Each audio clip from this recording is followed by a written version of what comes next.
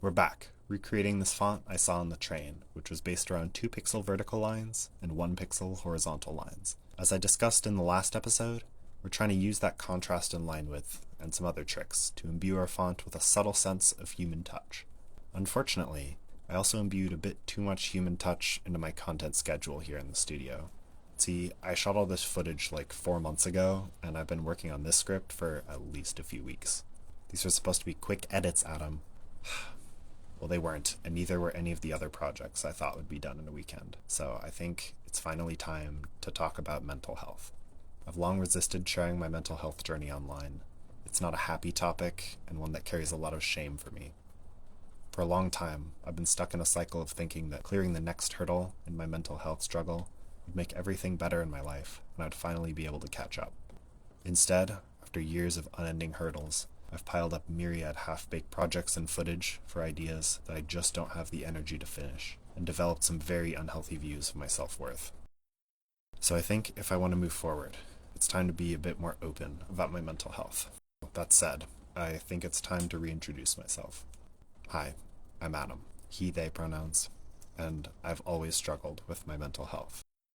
I got that autism and ADHD combo meal, plus the classic sides of depression and anxiety.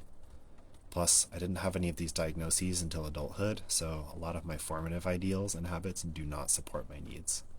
Now, I'm trying to rebuild my life in a way that is healthier for me. And if any of y'all can relate to what I'm talking about, you'll know that rebuilding poor habits can be a long and difficult journey. And I figure if you're still here watching me draw my dot matrix font and ramble, you probably can relate to what I'm saying. Hi friends, happy to have you here. For the longest time, I thought that I could push through my mental health struggles and come back better. Now, at the unk status age of 27, I'm finally starting to accept that my mental health is not a problem to be solved, but rather a lifelong journey.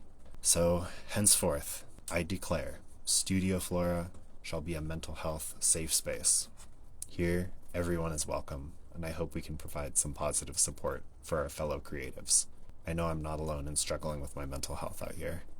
That said, I'm still sitting on a lot of half-baked projects that I have no actionable plan to finish anytime soon. I still struggle to respond to my friends and to share openly.